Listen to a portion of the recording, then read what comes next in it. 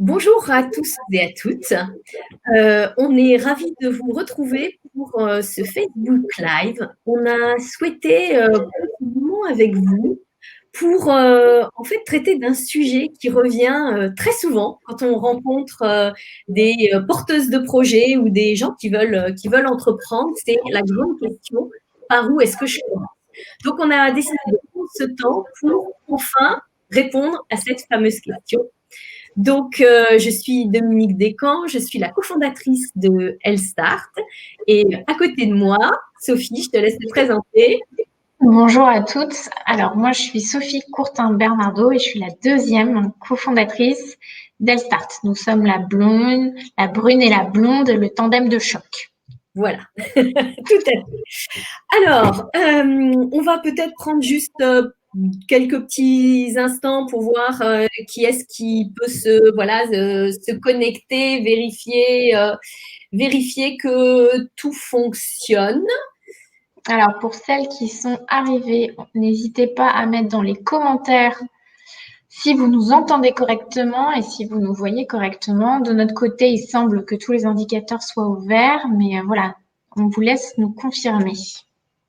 Voilà, sachant que nous diffusons à la fois sur la page Elstart, la page Facebook d'Elstart, mais également sur le club, puisque nous avons souhaité assez récemment vous proposer un groupe Facebook ouvert à tous, un groupe pour discuter et échanger autour de l'entrepreneuriat au féminin. Nous y partageons aussi du contenu. Donc voilà, si vous êtes plutôt en train de nous regarder sur la page, sachez que vous êtes bien évidemment invité à rejoindre le groupe après ce live et on vous mettra également le lien vers le groupe en dessous de la vidéo après ce live. Alors, écoutez, je pense qu'on va pouvoir rentrer dans le vif du sujet. Donc voilà, comme je vous le disais, c'est une question qui revient très souvent par où je commence. Et je dois vous avouer que cette question-là, peut-être que j'aurais dû me la poser quand j'ai moi aussi commencé à entreprendre. Parce que quand j'ai monté ma première boîte, en fait, je dois vous avouer que j'ai passé des heures à peaufiner mes statuts, à choisir mon nom, à dessiner mon logo, à choisir mes couleurs, mais que j'avais absolument aucune idée du chemin à prendre, de quelles étaient les grandes étapes, de ce qu'il fallait que je fasse. Donc, bon, j'ai tâtonné, j'ai essayé des trucs, mais sans avoir forcément la vision, sans avoir la méthode. Bon, j'ai quand même réussi à monter cette boîte et elle existe toujours aujourd'hui 20 ans après, donc parce que je vais fêter les 20 ans de ma société. Hein, je ne parle pas de Elstart, je parle vraiment de ma société en tant que société en janvier prochain. Mais donc voilà, c'est vrai qu'il y a toujours un moment où on se dit mais ok, je sais, il y a plein de trucs qu'il faut faire, mais par où je commence? Et la réponse, c'est que ça ne sert pas à grand-chose pour commencer de peaufiner ses statuts ou de s'amuser à passer des heures sur son logo. C'est pas forcément ça la bonne méthode. C'est un petit peu comme si vous aviez décidé de construire une maison et que vous passiez des heures à regarder des magazines pour choisir la couleur de votre salle de bain, mais que vous n'aviez absolument aucune idée de à quoi va ressembler votre maison. Vous n'avez aucune vision de la maison une fois construite. Vous n'avez pas du tout réfléchi à vos contraintes. Est-ce que vous allez construire une grande maison parce que vous avez prévu d'avoir 5 enfants? Est-ce qu'au contraire, c'est une petite maison parce que tous vos enfants ont quitté le nid? Donc, vous n'avez aucune idée de vos contraintes, vous n'avez pas fixé d'objectifs et donc pas de plan d'action. Donc, c'est un peu de tout ça qu'on va vous parler aujourd'hui. Ces problématiques-là, on les retrouve parmi nos membres. Je me souviens par exemple de Florence, quand elle est venue nous parler sur un salon. Florence a une activité dans le BTP. Et ça faisait 25 ans qu'elle était salariée, elle avait une vraie expertise dans son secteur. Mais c'était, je me mets à mon compte, je sais faire mon boulot, mais par contre, par où je commence? Qu'est-ce qu'il faut que je fasse? Et donc, Carole nous a rejoint, on l'a accompagnée au travers de la plateforme pour mettre en place en fait ce chemin et pour qu'elle passe d'une experte dans son domaine à une chef d'entreprise. C'est vrai pour des cas de reconversion comme ça. Il y a également Julie qui nous a rejoint récemment, qui est assistante virtuelle. Elle a énormément de clients, son planning est rempli, mais elle s'est rendue compte qu'en fait, elle ne prenait jamais le temps de travailler sur sa société. Et donc, elle m'a dit, je l'avais rencontrée dans un événement de networking à Londres, elle m'a dit, j'ai besoin de toi, parce que mon boulot, je sais le faire, mais voilà, je ne sais pas comment, par où je démarre ma partie vraiment entrepreneuriale, chef d'entreprise, et comment je structure mon activité. Donc, voilà, c'est un petit peu ça dont on va parler au cours de ce Facebook Live. Donc, je vais passer la parole à Sophie.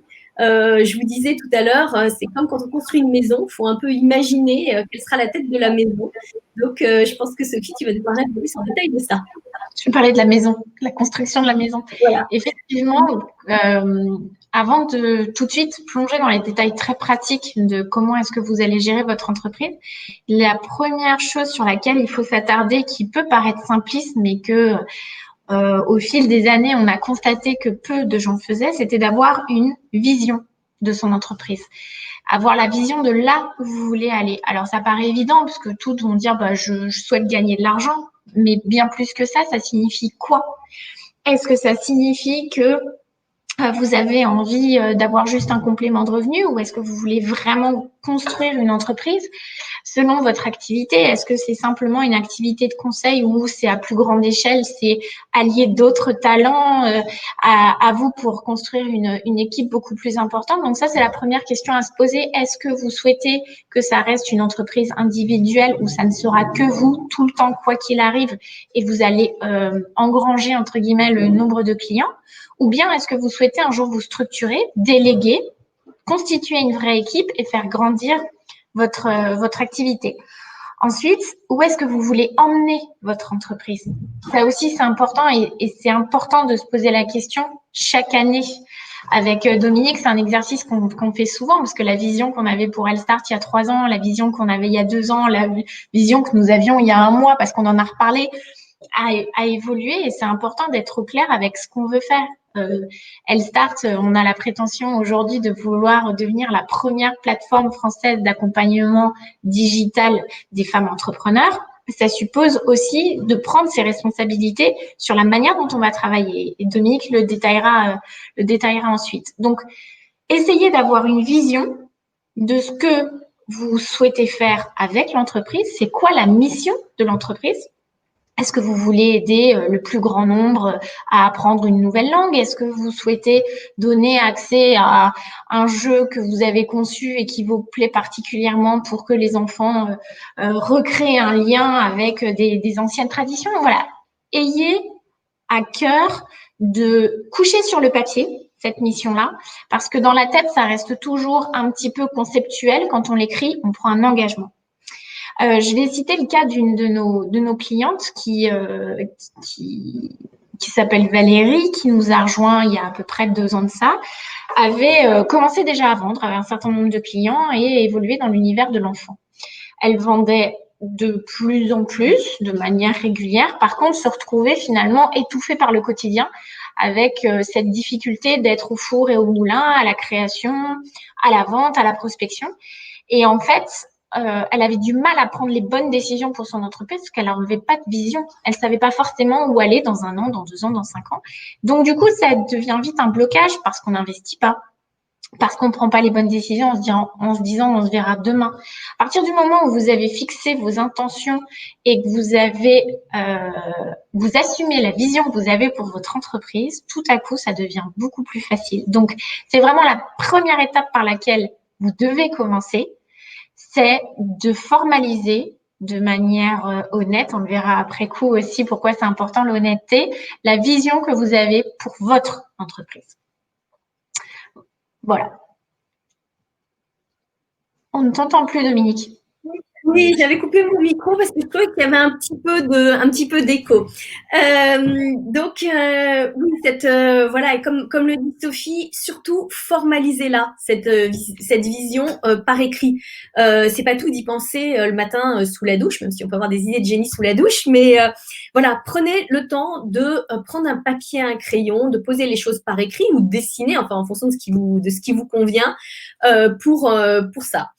Comme vous disiez, Sophie, une fois que vous avez posé cette vision, vous êtes au clair sur cette vision, il faut aussi être un peu honnête avec vous-même. Parce que avoir une vision, c'est bien. Maintenant, il faut savoir comment vous allez parcourir ce chemin et qu'est-ce que vous pouvez faire ou ne pas faire. Je discutais l'autre jour avec Cécile, qui est coach et qui est expatriée. Et en fait, elle avait une vision très claire de ce qu'elle voulait faire, d'où elle voulait emmener son entreprise. Mais en fait, bah, elle était fraîchement arrivée dans un nouveau pays. Elle avait envie de découvrir le pays, de passer du temps, fallait installer toute sa petite famille. Et en fait, bah, alors qu'elle pensait pouvoir travailler 8 heures par jour sur son projet, elle se rendait bien compte que c'était absolument pas possible.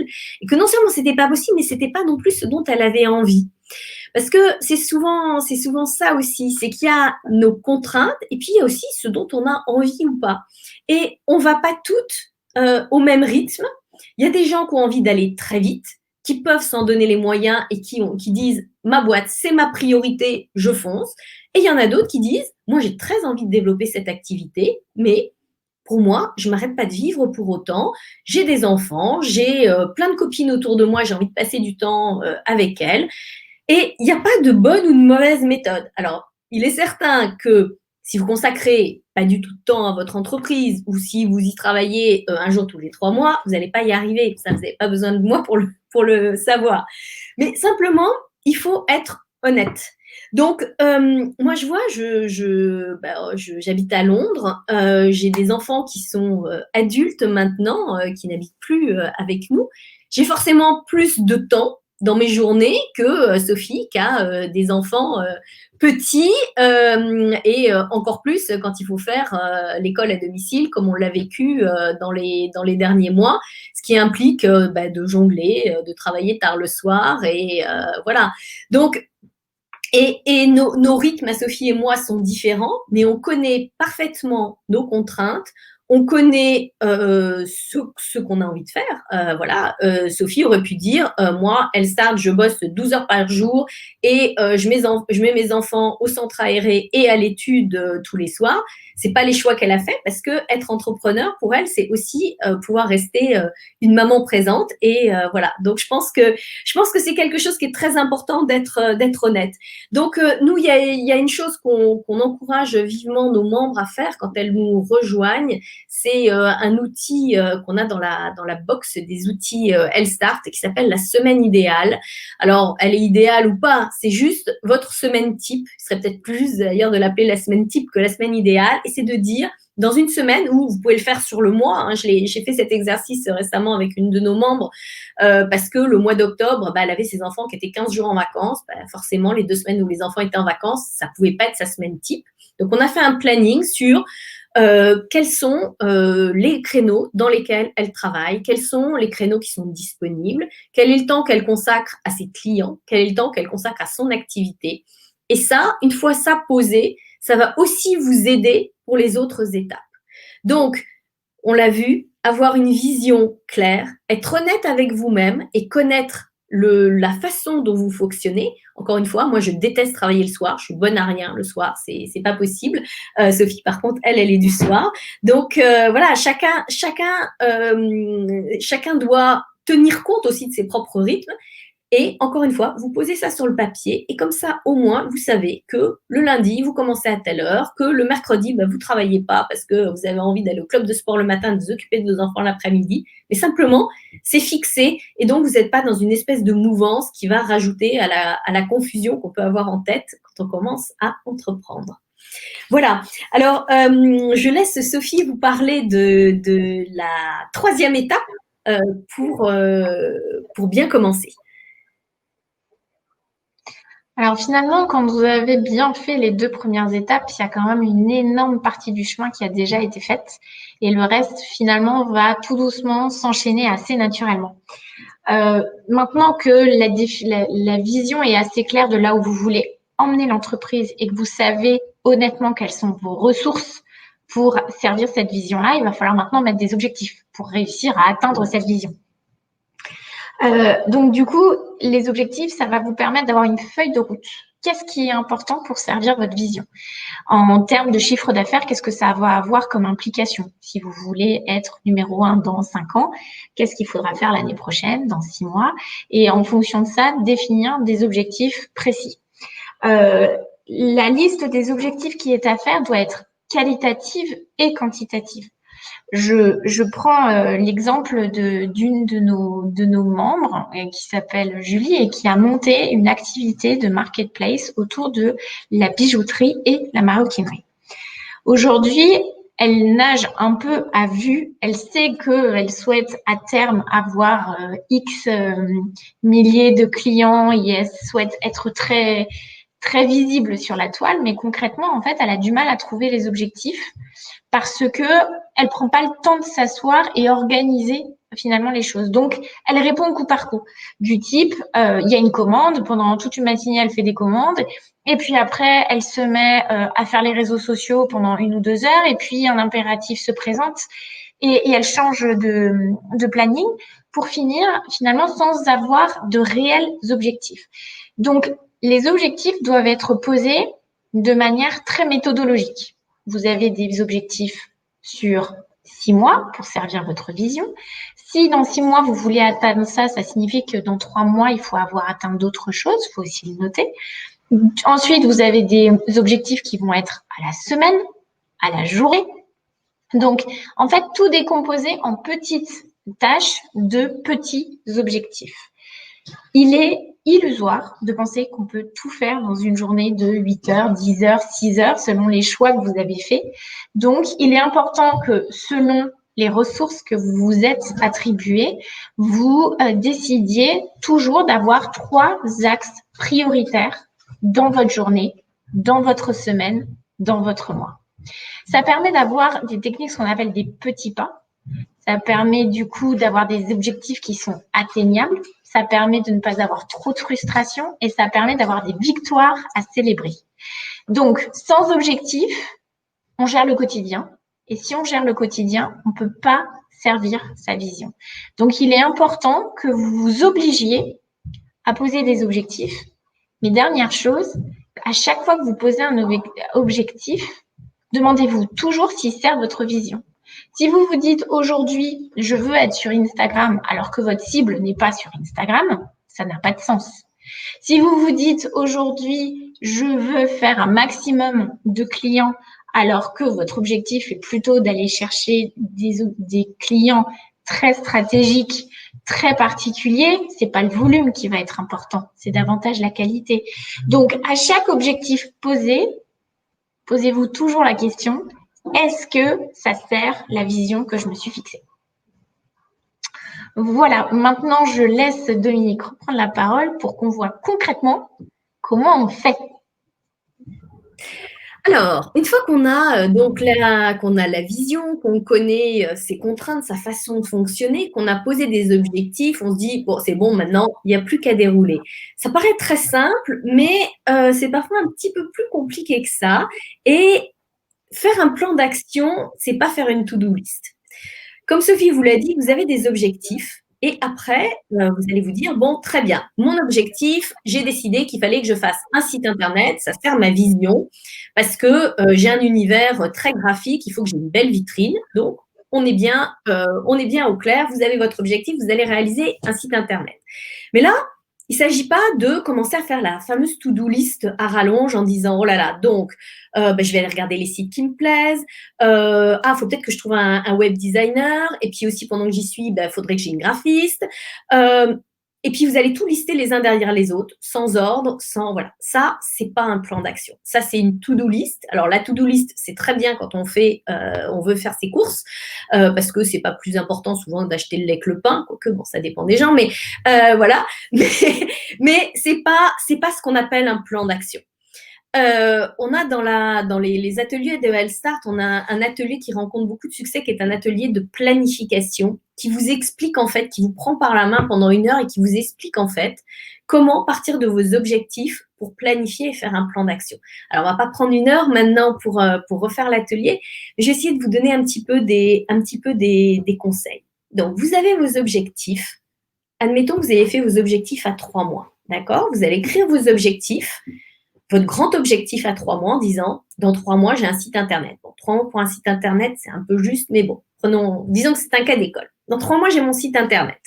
Donc là, maintenant, vous allez dire, bon, le premier mois, quel est mon sous-objectif? Le deuxième mois, quel est mon sous-objectif? Vous avez vos sous-objectifs, comme disait Sophie. Et en face de ça, vous allez mettre les actions qui en découlent. Donc là, c'est pas une grande liste, voilà, c'est simplement des actions.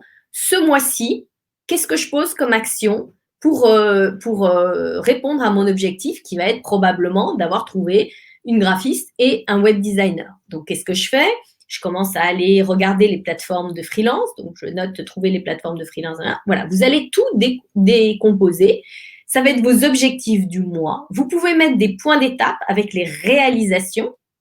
Voilà, il faut que mon cahier des charges pour mon site internet soit réalisé à telle date. Et en fonction de ça, vous allez faire comme un rétro-planning et vous allez vous fixer ces objectifs qui, après, bien sûr, pas ces objectifs, ces tâches, pardon. Vous allez mettre effectivement les actions que vous allez devoir accomplir et puis, bien sûr, vous pouvez après les décomposer à la semaine et au jour.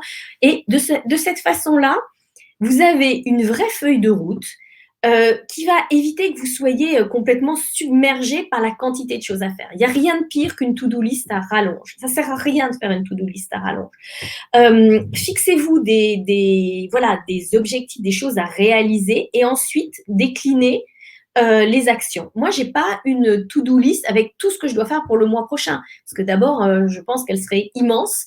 Et en début de mois, je pense que je me dirais, oh là là là là, ça va pas être la joie ce mois-ci s'il faut que je fasse tout ça. Non, je fonctionne pas comme ça.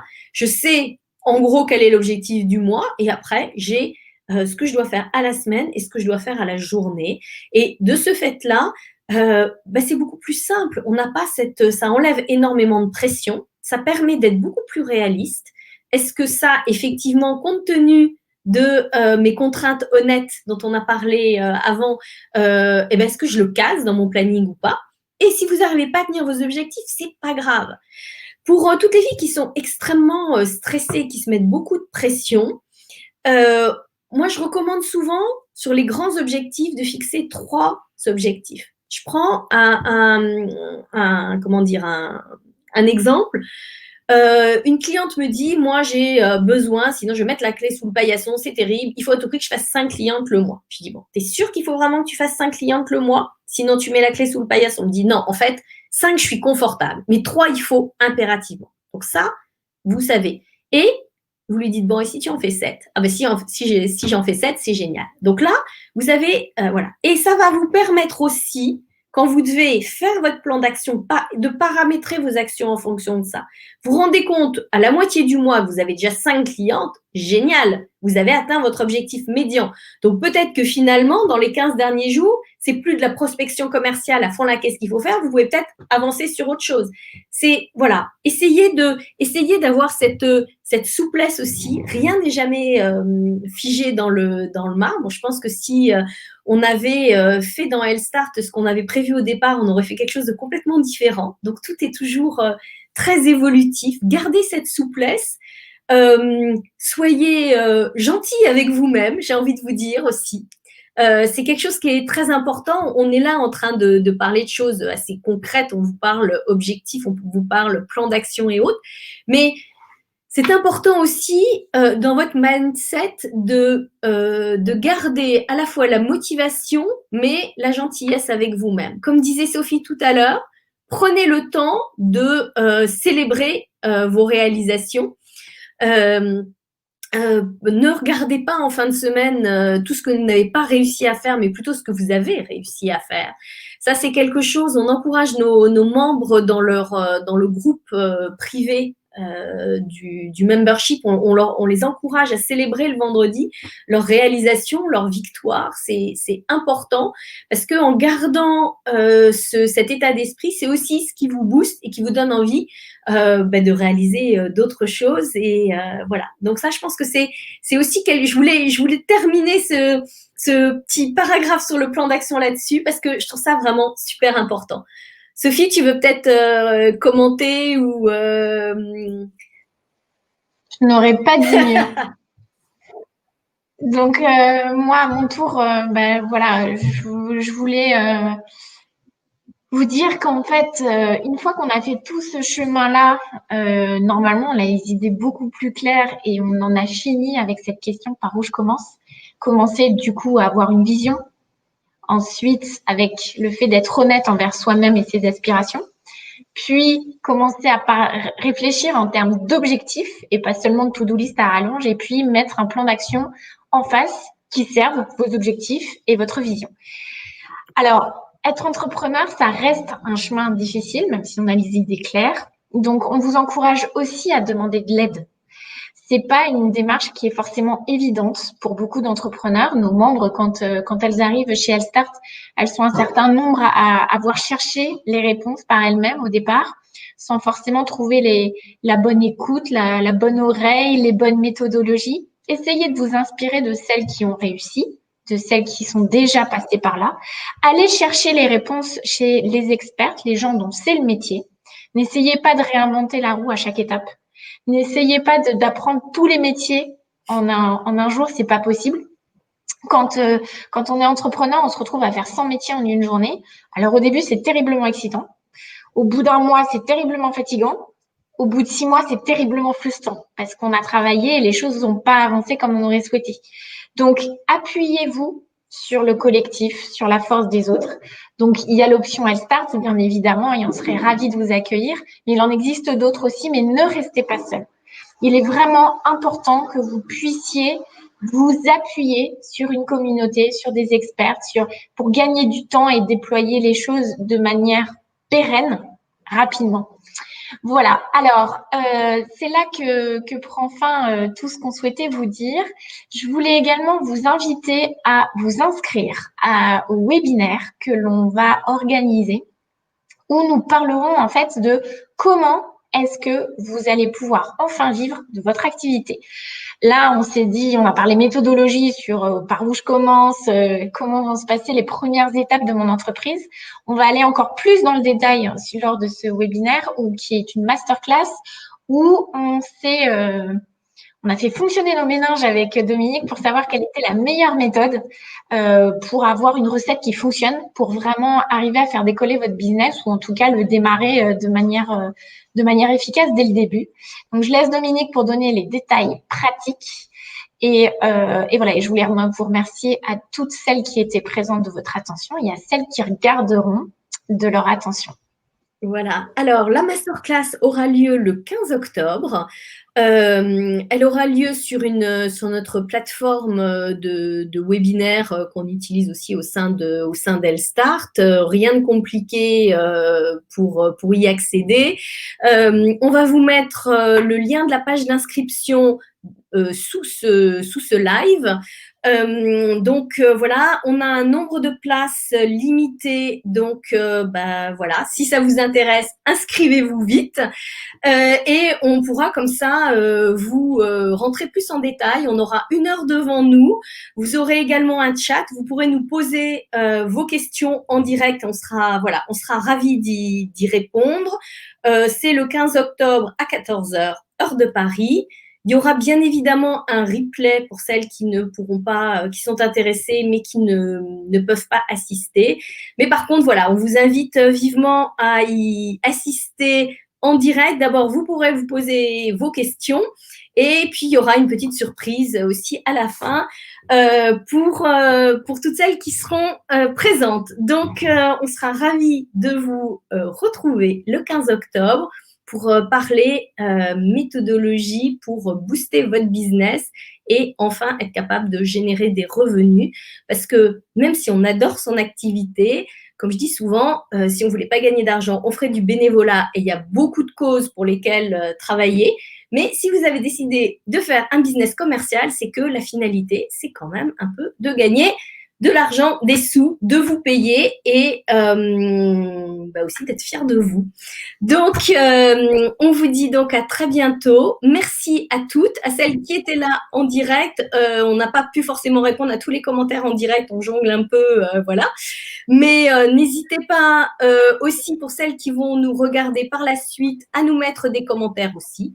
Et voilà, et à venir nous faire un petit coucou dans Elle Start Club si vous n'avez pas encore rejointe. On vous souhaite une très bonne après-midi. On espère que ça vous aura donné un petit boost d'énergie, de motivation. Et on vous dit donc à très bientôt. Merci à toutes et à très bientôt. Bon après-midi.